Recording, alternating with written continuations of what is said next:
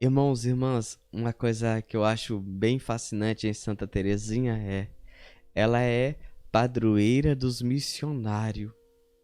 E o engraçado que tanto ela e também São Francisco Xavier é padroeiro das missões dos missionários. E o impressionante é, São Francisco Xavier, ele viajou por os quatro cantos desse mundo pregando a poderosa palavra de Deus, evangelizando, catequizando, exortando, edificando. Mas Santa Teresinha não saiu do convento. Isso que é o fantástico nos santos. Dentro do convento, ela converteu inúmeras almas. E é isso que a gente precisa refletir sobre os santos da igreja, meus irmãos e minhas irmãs. A gente muitas das vezes fica pensando assim: ah, Padre Pio foi santo porque construiu o hospital. Ah, Santa Dulce dos Pobres foi santa porque ela construiu um hospital. Santa Teresinha foi santa. Ah, por quê? Aí São Francisco Xavier foi santo porque ele viajou para os quatro cantos desse mundo. Aí Santo Antônio de Pada foi santo porque ele pregou. Mas e Santa Teresinha? Aí a gente precisa entender isso. A mística do santo não foi o que ele construiu, não foi o que ele disse. Não. É o mais profundo da santidade dos santos, que está no oculto, que nós muitas das vezes não vemos, não percebemos, porque a gente estamos olhando com um olhar humano. E nós precisamos olhar para um olhar espiritual. O diferencial nos santos é que ele teve uma vida plenamente de oração de entregue.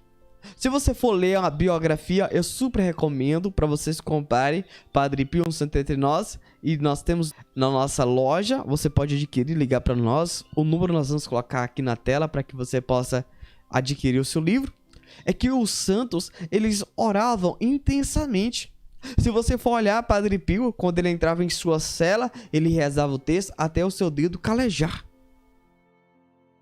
Aí nós vemos Padre Pio que acordava 3 horas da manhã para bem celebrar a Santa Missa. E depois que ele celebrava a Santa Missa, São Padre Pio, ele ia lá no refeitório. Depois disso, ele ouvia a confissão dos homens. Então ele ficava até às 11h30 ouvindo a confissão dos homens. Meio-dia, ele ia rezar o Angelus com toda a assembleia que estava ali na igreja. Depois ele ia no refeitório novamente. E vai dizer que ele tinha um almoço feudal. Não, frudal. Se eu não estiver errando o nome, me perdoe, mas eu acredito que é frudal. Então o Padre Pio comia bem pouco.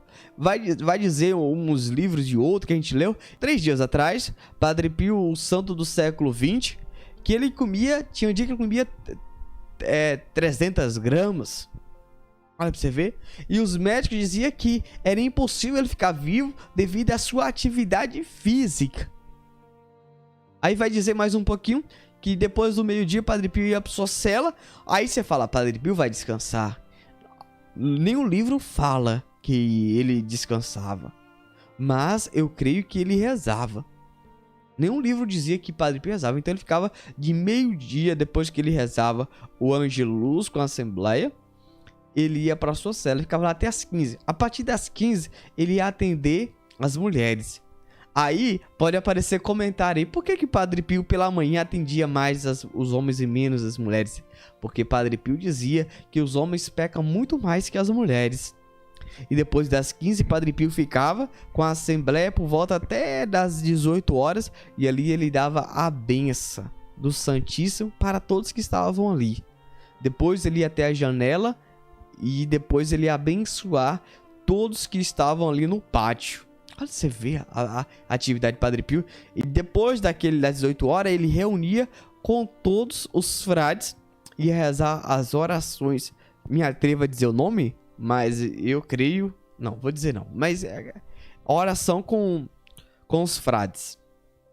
Depois disso, Padre Pio ia para sua cela. Mas você fala, Padre Pio ia para a cela descansar? Não. Ia começar a rezar o rosário.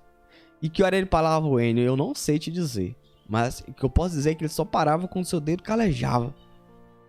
Então, eu quero que você entenda uma coisa. Se você não rezar, se nós não rezar, nós não vamos alcançar a graça de Deus. O diferencial nos cristãos é esse. é ter uma vida mística na oração e também ter uma vida plena.